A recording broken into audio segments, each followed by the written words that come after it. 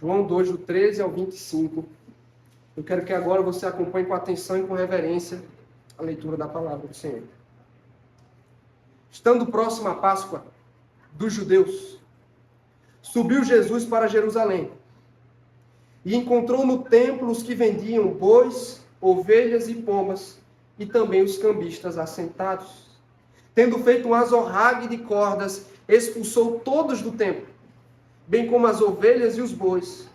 Derramou pelo chão o dinheiro dos cambistas e virou as mesas. E disse aos que vendiam as pombas: tirai daqui estas coisas, não façais da casa de meu pai casa de negócio.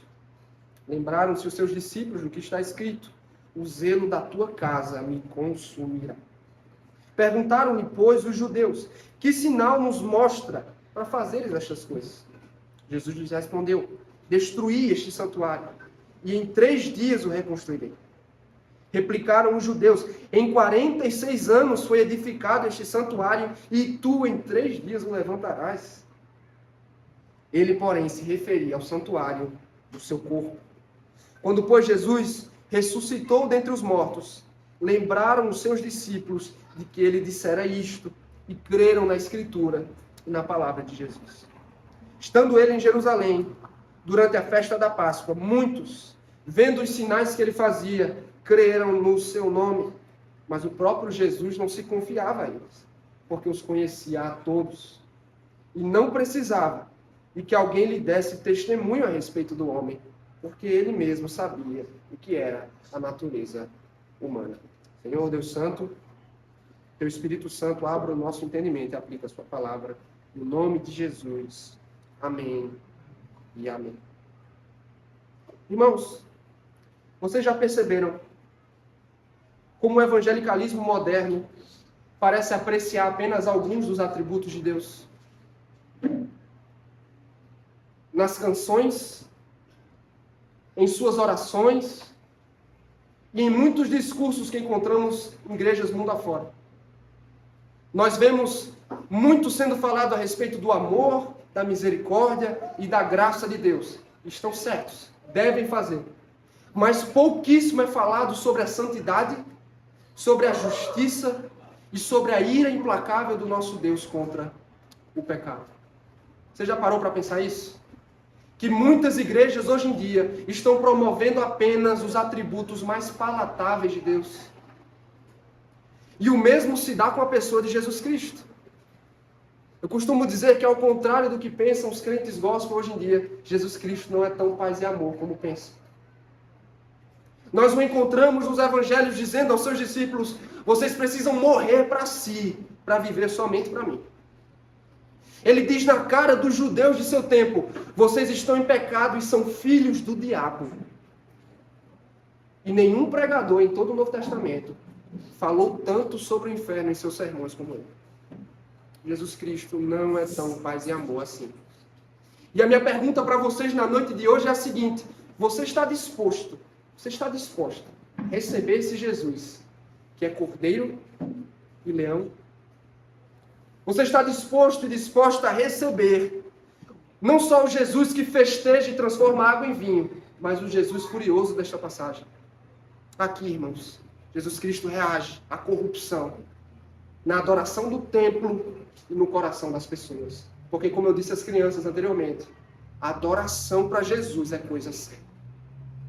As antigas sombras da antiga aliança estão se passando para dar lugar à plenitude da nova aliança. Um novo tempo está chegando. Foi sobre isso que eu falei na semana passada. E é exatamente o que a sequência de relatos apresentados por João a partir daqui vão nos revelar. No capítulo 2, nós somos apresentados ao início do ministério público do Senhor Jesus. Na primeira metade do capítulo, nós vimos Jesus realizando seu primeiro sinal miraculoso num casamento em Caná da Galileia. E aqui na segunda perícope, nós vemos a primeira aparição pública de Jesus Cristo no templo em Jerusalém. E naquela época, irmãos, a adoração e o culto a Deus haviam se perdido em meio ao interesse dos homens. Ou seja, a adoração no Israel do primeiro século estava corrompida.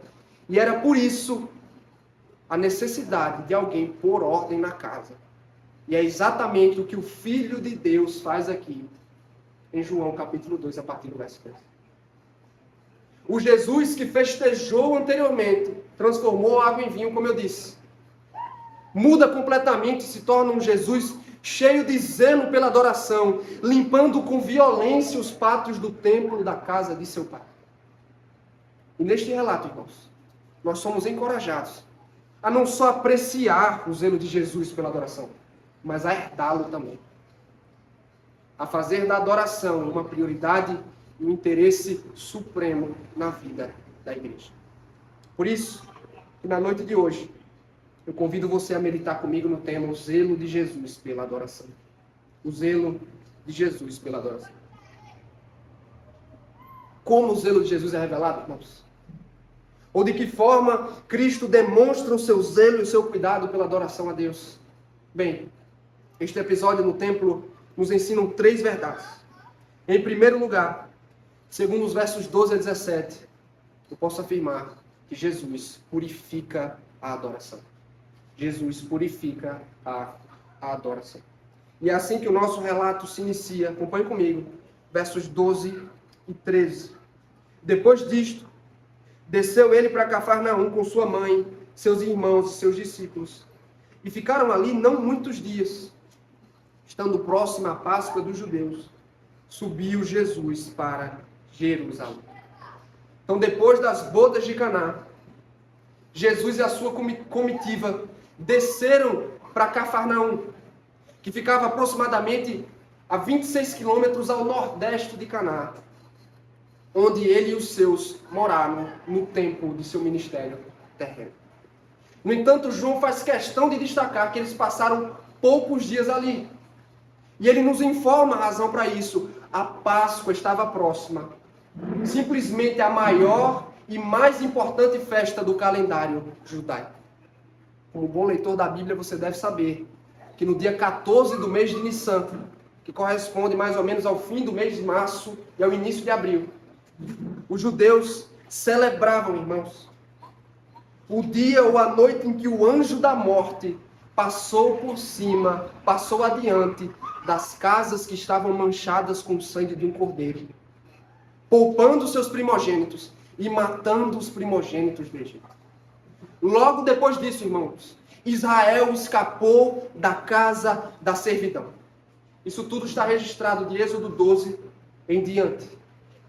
Depois disso, ou desde então, as famílias de Israel passaram a celebrar o livramento do cativeiro egípcio com o sacrifício de um cordeiro sem mácula, seguido por uma festa de 7 dias chamada a Festa dos Pães Asmos, ou a Festa dos Pães Sem Fermento. E nesta época do ano, na época da Páscoa, todo judeu deveria comparecer ao templo em Jerusalém. Judeus de todas as partes do mundo peregrinavam até ali para juntos celebrar e adorar o Deus que havia liberto os seus antepassados da escravidão. E no meio deles estava o Senhor Jesus, cheio de expectativa para a ocasião e para a celebração. Só que, ao chegar no templo, irmãos, Jesus Cristo decepcionou-se com quem encontrou. Acompanhe comigo o verso de número 14. E encontrou no templo os que vendiam bois, ovelhas e pombas, e também os cambistas assentados. Irmãos, o templo de Jerusalém havia se transformado em uma feira. Durante todo o festival da Páscoa, muitos animais eram sacrificados ao Senhor. E aos que peregrinavam de longe, existia a opção de comprar os animais para o sacrifício ali em Jerusalém. E durante muito tempo, irmãos, este mercado de animais voltado para os sacrifícios funcionou nas proximidades do templo. Mas aqui, eles haviam movido o mercado de fora para dentro do templo, no pátio dos gentios. Você precisa entender o seguinte: o templo em Jerusalém era feito de pavimentos. Logo na entrada do templo tinha o pátio dos gentios, que era onde os incircuncisos, ou seja, aqueles que não eram judeus de nascença, deveriam permanecer. Logo mais tinha o chamado pátio das mulheres, Mais adentro, o pátio de Israel, onde o culto era celebrado e a lei era ensinada. E mais para dentro, o pátio dos sacerdotes, onde eles trabalhavam e ofereciam sacrifícios no altar. Esse pátio antecedia o lugar santo onde ficava a Arca da Aliança.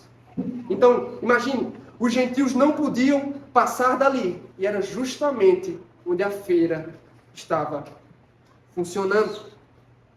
Aquele era o único lugar onde os estrangeiros poderiam orar, aprender a lei e adorar ao único Deus verdadeiro.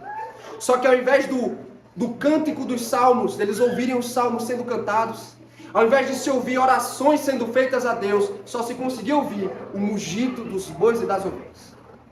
Havia sujeira, mau cheiro e uma confusão absurda. Afinal de contas, uma feira é uma completa confusão. Não é mesmo?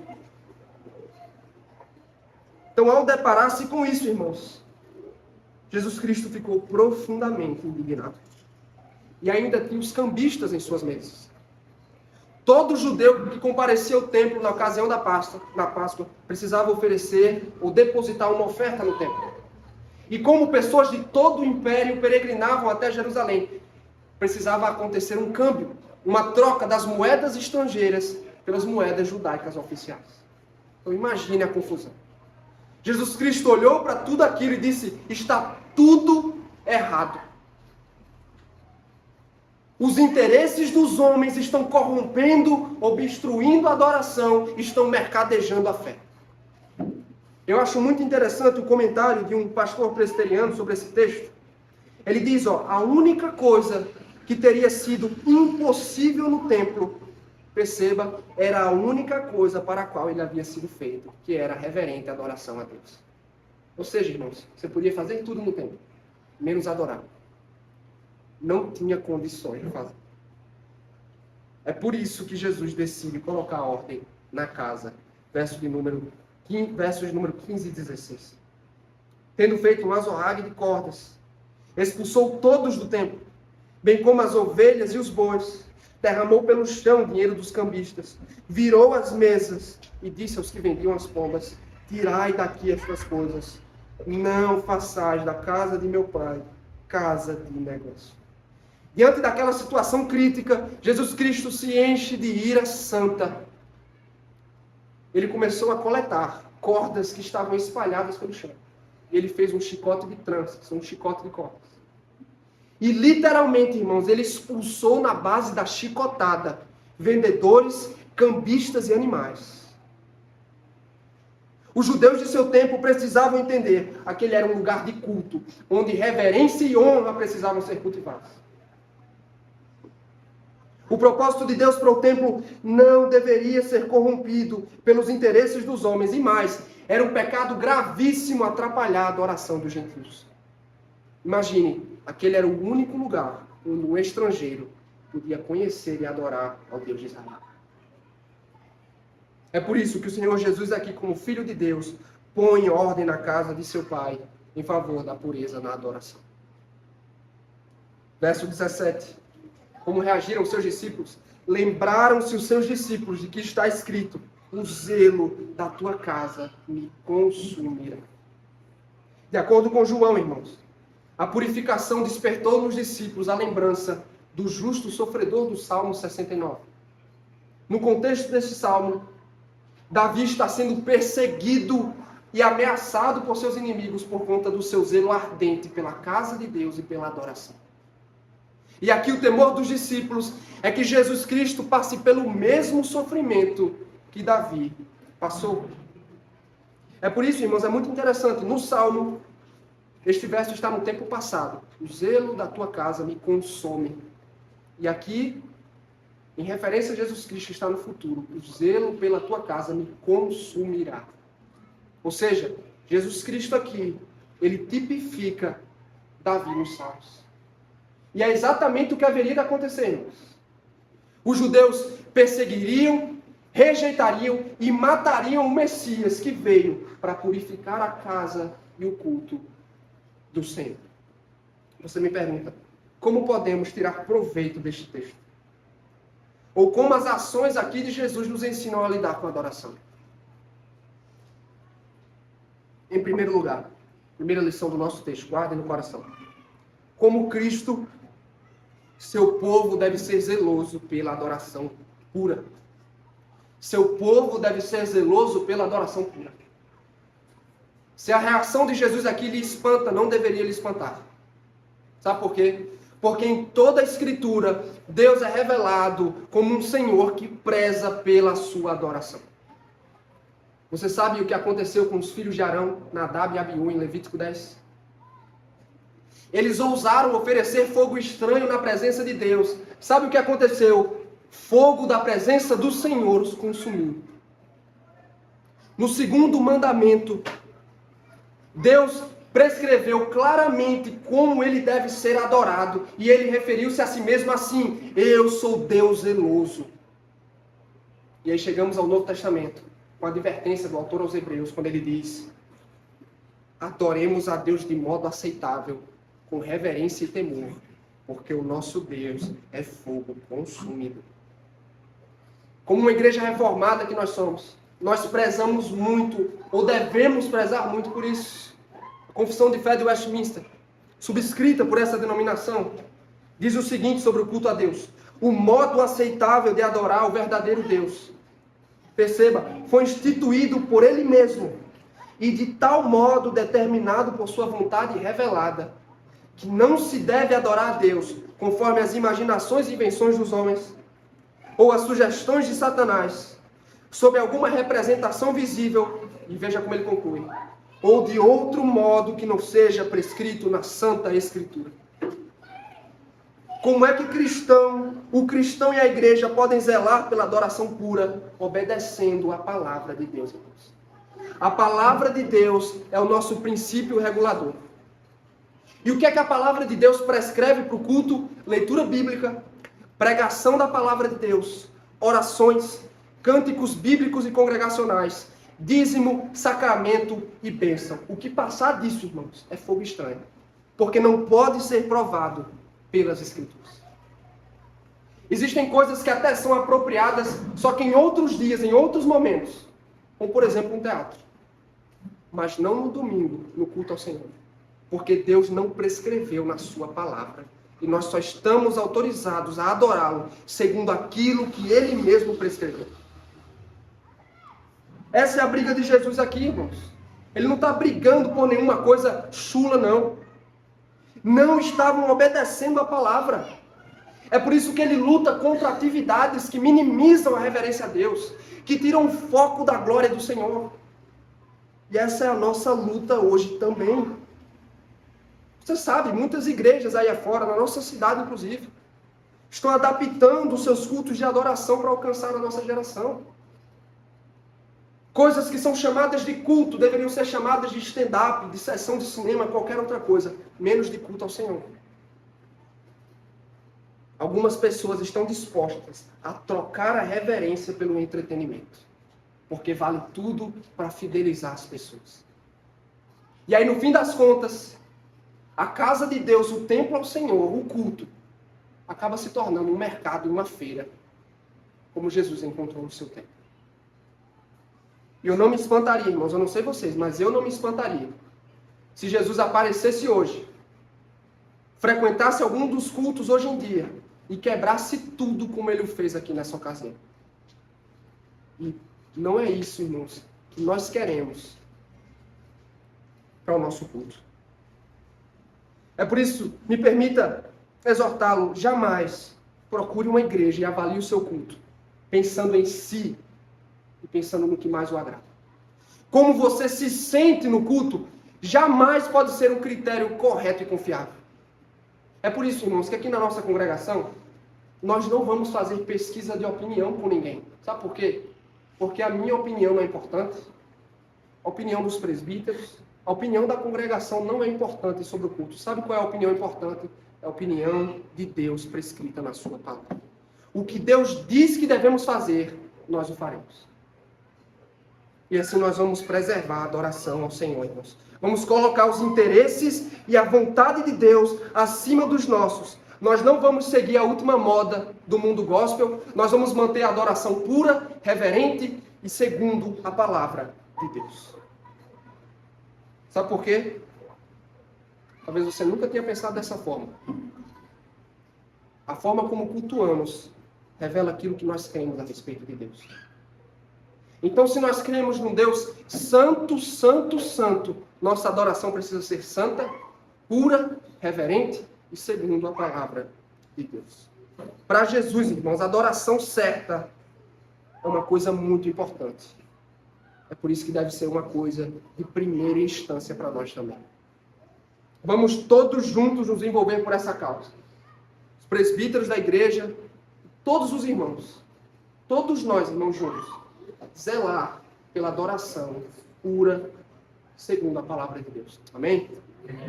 Nós estamos meditando no tema o zelo de Cristo pela adoração.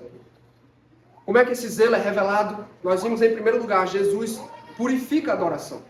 E em segundo lugar, segundo os versos 18 a 22, eu posso afirmar com base no texto que Jesus é o novo templo para a adoração. Jesus é o novo templo para a adoração. Como é que as pessoas reagiram ali no templo às ações de Jesus? O texto nos informa, verso 18. Perguntaram-lhe, pois, os judeus, que sinal nos mostra para fazeres essas coisas? É provável que estes judeus que confrontaram Jesus eram autoridades do templo, ou autoridades do Sinédrio. E na visão deles, irmãos, uma medida tão drástica e radical precisa de credencial. Jesus precisa ter alguma credencial para fazer aquilo. Ou seja, para regulamentar e reformar as atividades do templo, é preciso alguém de autoridade. E ele precisa provar esta autoridade. Os religiosos queriam que ele o comprovasse através de um sinal miraculoso. E essa pergunta deles nos revela duas coisas sobre eles, sobre esses religiosos. Primeiro, sua dureza de coração. Segunda, sua ignorância. Completa ignorância. Porque eles não estavam preocupados com questões concernentes à adoração, a sua pureza, a sua verdade. Eles estavam simplesmente preocupados com questões de direito e autoridade.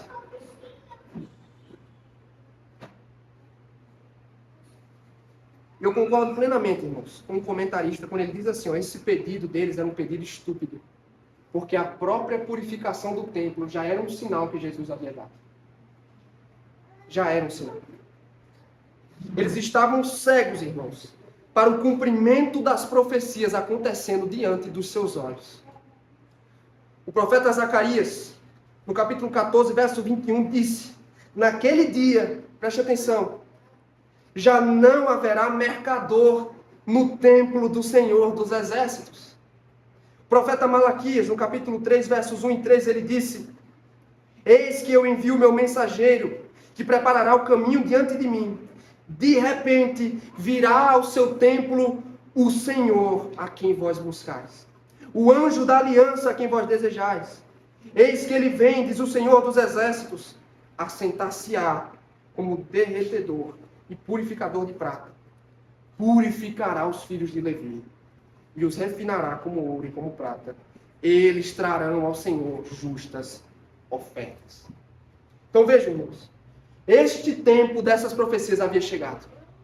O Messias a quem os filhos de Israel esperavam, que traria a purificação à casa de Deus, estava ali diante de seus olhos. E a pergunta que eles o fazem é, quem você pensa que é para fazer essas coisas? Como é que Jesus reage a essa dureza de coração deles? Versos 19 a 21. Jesus lhes respondeu, destruí este santuário, e em 3 dias o reconstruirei.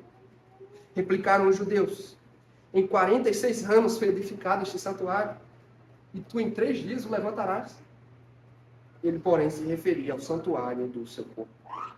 Diante da dureza de coração, irmãos, Jesus oferece uma mensagem velada para eles, mas que é clara para nós.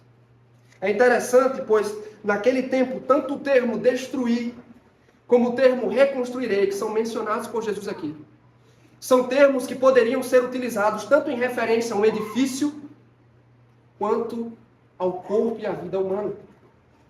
Só que esses intérpretes muito precipitados chegaram a uma conclusão literal das palavras de Jesus. E se assim fosse, de fato, seria um completo absurdo, porque o templo de sua época foi construído durante 46 anos e, pasmem, ainda não havia acabado. E eles entenderam, esse homem vai levantar este templo em 3 dias, ele só pode estar ficando louco. É um completo absurdo. Mas essa é a questão.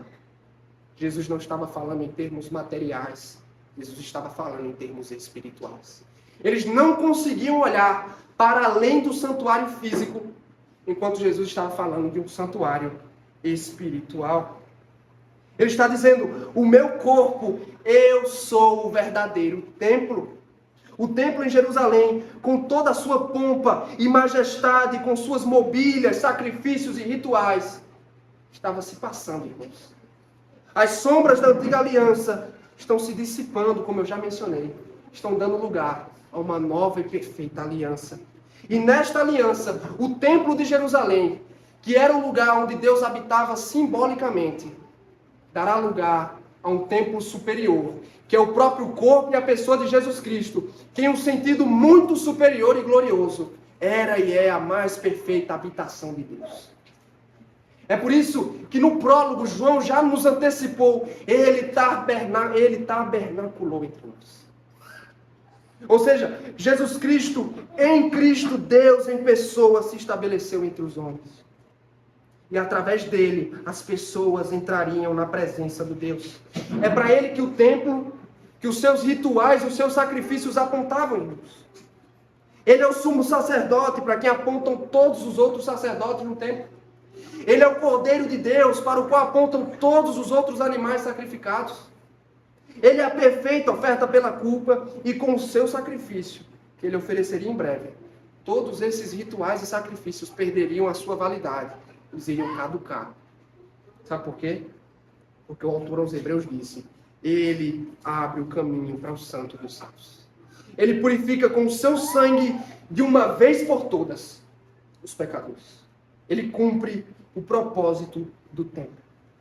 O templo não teria mais serventia. O que ele está dizendo aos religiosos é, vocês podem destruir este santuário aqui. Eu vou reerguê-lo em 3 dias.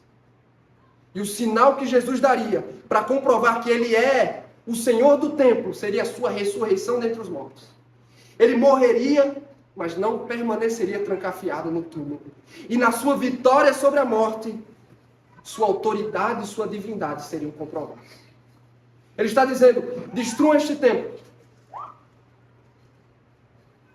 Eu vou reerguê-lo em 3 dias. E este novo templo não é um templo estabelecido sobre fundamento terreno como este que vocês veem. Mas é um templo que é fundamentado sobre a pedra angular que é Cristo. E neste templo, pecadores se encontrarão com Deus e serão perdoados. Em Cristo Jesus. Verso 22. Quando, pois, Jesus ressuscitou dentre os mortos, lembraram-se os seus discípulos de que ele dissera isto. Creram na Escritura e na palavra de Jesus. Os discípulos só entenderam isso quando Jesus ressuscitou. À medida que eles foram iluminados pelo Espírito Santo, eles compreenderam que as palavras e as obras de Jesus cumpriam plenamente as Escrituras. E, ironicamente, irmãos, é exatamente o que as autoridades e mestres da lei não conseguem entender aqui. O que aprendemos com as palavras de Jesus aqui? Eis a primeira lição desse ponto. Jesus Cristo é o perfeito e o último templo onde Deus se reconcilia e encontra os pecadores. Vou repetir. Jesus Cristo é o perfeito e último templo onde Deus se reconcilia e se encontra com o seu povo. E é claro, irmãos, que com isso nós não estamos dando razão aos desigrejados. Uma vez que Jesus é o templo, não precisa ir à igreja. Isso não faz o menor sentido.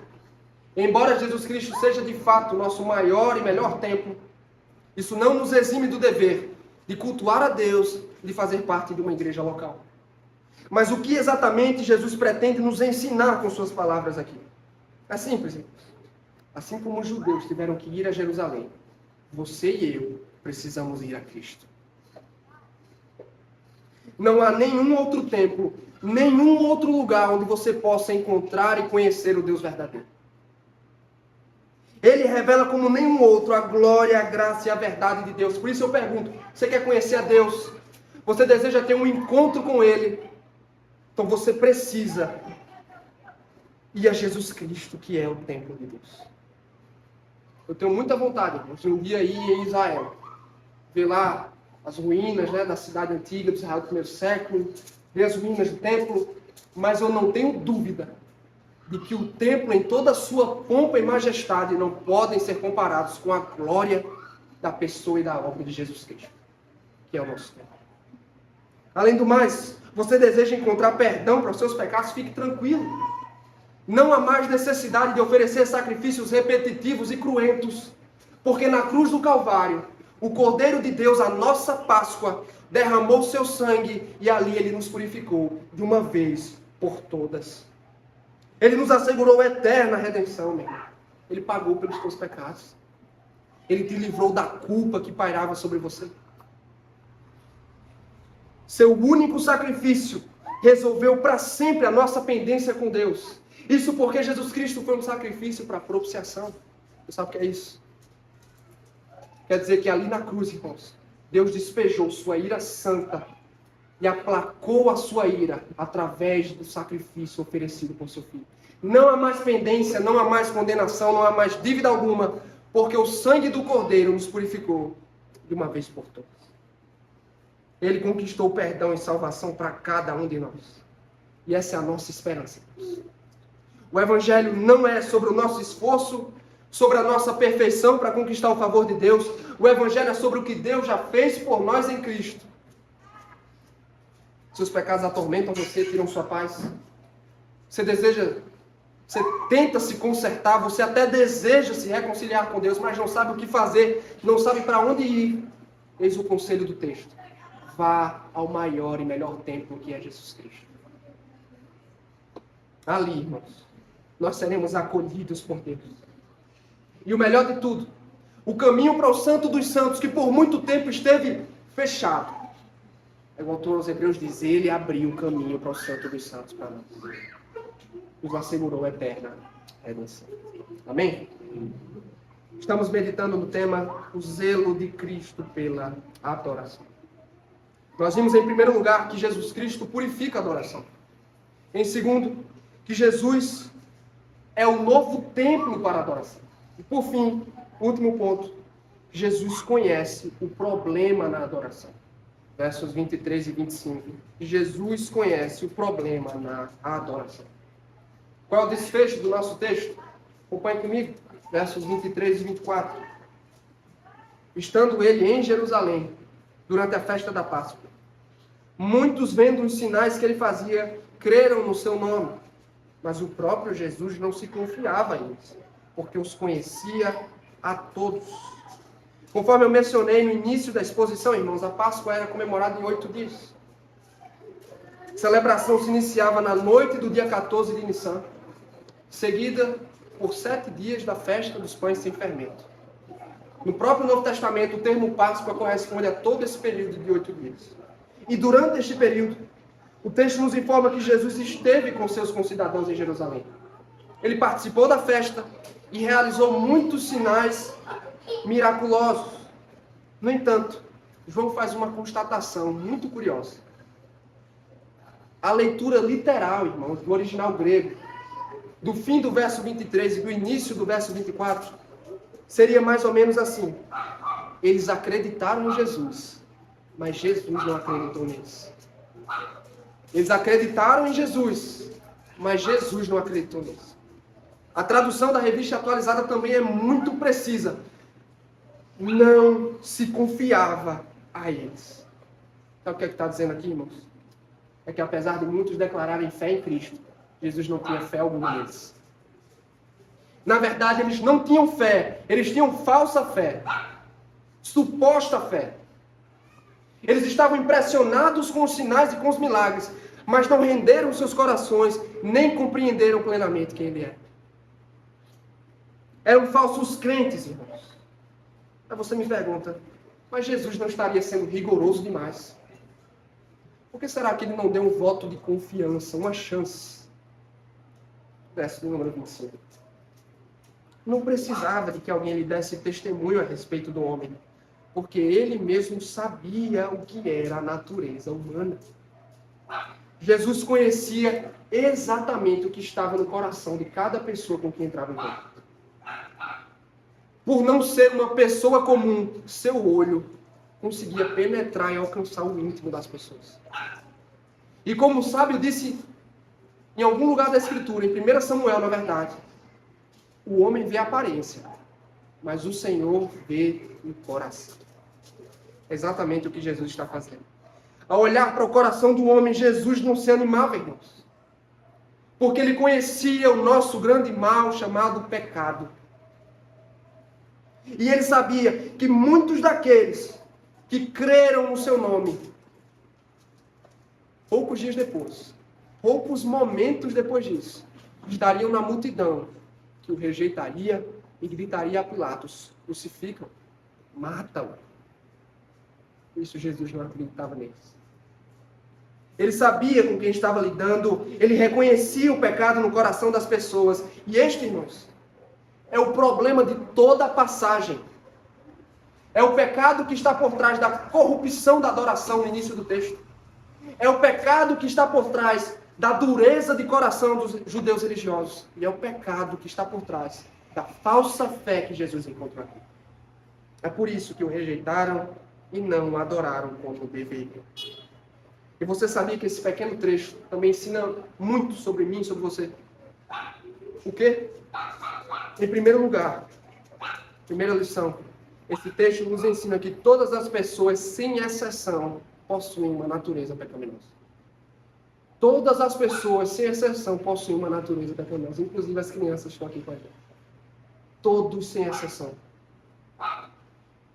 Essa é a razão para a desconfiança de Jesus nessa passagem. Desde a queda em Gênesis 3, irmãos. Cada parte da natureza humana, nossos impulsos físicos, nossas emoções, nossa vontade, nossos pensamentos, tudo foi tocado e manchado pelo pecado. Isso é o que, por exemplo, ensina uma doutrina que nós subscrevemos, que é a doutrina da depravação total. Ao contrário do que muitos pensam, ficam assustados ao ouvir esse nome. Não implica dizer que nós somos, ou as pessoas são tão más quanto poderiam ser. Ou que não existe nada de bom nas pessoas. O que essa doutrina ensina é que cada parte da humanidade, cada parte do ser humano foi corrompida e manchada pelo pecado. O pecado manchou tudo, tocou tudo. É como disse o profeta Isaías: da sola do pé ao alto da cabeça não há nada são. O pecado manchou tudo o que somos. Se você duvida do que eu estou falando, depois abra a sua Bíblia mais tarde ou amanhã, na Epístola de Paulo aos Romanos, capítulo 3, do verso 10 ao 18. E veja o que é que Paulo fala sobre isso, sobre você.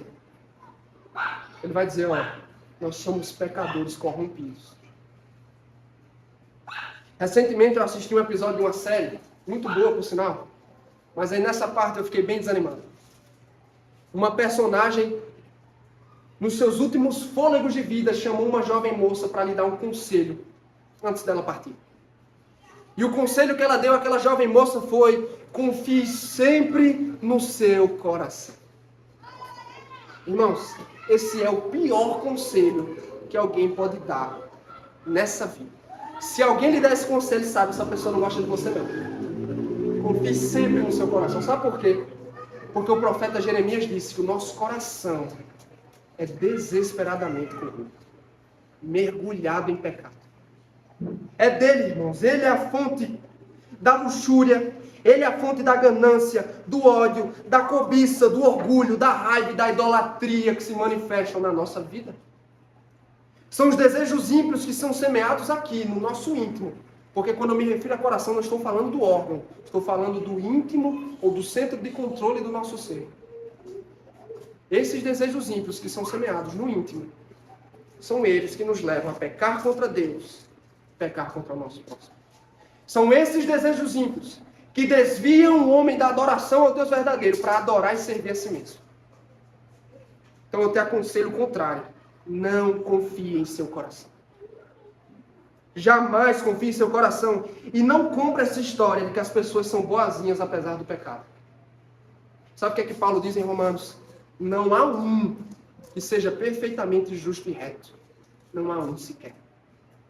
Você me diz, João, aonde você quer chegar com essa conversa desanimadora? Segunda lição do texto. Quanto antes aprendemos que não podemos confiar em nós mesmos, mais cedo chegaremos à fé e à confiança em Cristo. Quanto antes alimentarmos desconfiança no nosso coração a nosso respeito, mais cedo chegaremos à fé e à salvação em Cristo Jesus. O pastor da maior igreja, talvez, dos Estados Unidos da América, em rede nacional, foi questionado se ele já disse às pessoas da sua congregação se elas eram pecadoras. Sabe o que ele disse? Eu não uso esse termo. Eu não falo assim com elas. E o entrevistador, que era um cético, ele disse, por que você não faz? Ele disse o seguinte, porque eu não tenho em meu coração para condenar as pessoas. Elas precisam de uma mensagem mais motivacional, mais positiva. Irmãos, esse é um completo absurdo. Sabe por quê? Porque é somente quando compreendemos as más notícias do Evangelho, que foi o que eu acabei de dizer para vocês, é que a boa notícia, a parte boa, se torna surpreendente. É somente, irmãos, quando nós compreendemos por meio do Evangelho nossa maldade e culpa diante de Deus, nossa incapacidade de corresponder ao padrão da lei e satisfazer sua justiça. Somente quando aprendemos que não podemos confiar em nós mesmos, no nosso desempenho, na nossa religiosidade e na nossa suposta fé, é que Cristo é revelado como a nossa única esperança.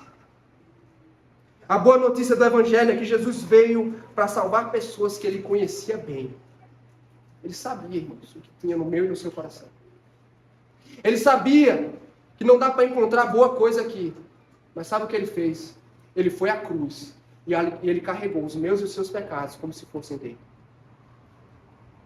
Ele foi à cruz do Calvário e foi esmagado ali por nossas palavras indecentes, por nossos pensamentos e desejos adúlteros, pela ira que semeamos contra os outros, pela nossa falta de fé e por todos os outros pecados que cometemos nesta vida. Ele não morreu por pessoas inocentes e boazinhas, ele morreu por pessoas que eram culpadas, estavam condenadas a uma eternidade de sofrimento. Nós estávamos, irmãos, feridos da cabeça aos pés, mas sabe o que aconteceu? As feridas do Salvador nos sararam. Fomos sarados pelas feridas abertas em Cristo Jesus. Além da consciência lavada, irmãos, nós também somos renovados no interior. Essa é a glória da nova aliança. O velho coração dá lugar a um novo coração. E pelo poder do Espírito, pela ação deste Evangelho, nós somos progressivamente renovados à semelhança do novo homem que é Cristo. Nos afastamos cada vez mais de Adão, para nos parecer com Cristo, em justiça, retidão e santidade. Essa é a nossa única esperança. Por isso eu digo a você nesta noite, não ignore este Evangelho. Não rejeite. O dia da salvação é hoje. Não rejeite a palavra pregada ao seu coração. Certifique-se que, diferente das pessoas da passagem, você tem fé verdadeira em Jesus Cristo. Confie nele e, principalmente, o adore como Senhor e Salvador da sua vida. Amém? Para agradar as pessoas, irmãos, muitas igrejas estão promovendo somente os atributos mais palatáveis de Deus. O mesmo se dá com a pessoa de Jesus. Costumo dizer que, ao contrário do que afirmam muitos crentes por aí, Jesus não é tão paz e amor como costumam pensar. Você está preparado para receber esse Jesus que é Cordeiro e Leão? O Jesus que transforma a água em vinho, que festeja as bodas de Caná, mas o Jesus que quebra tudo no tempo, que é zeloso pela sua adoração. Você está disposto a receber esse Cristo? Em breve, irmãos, ele voltará.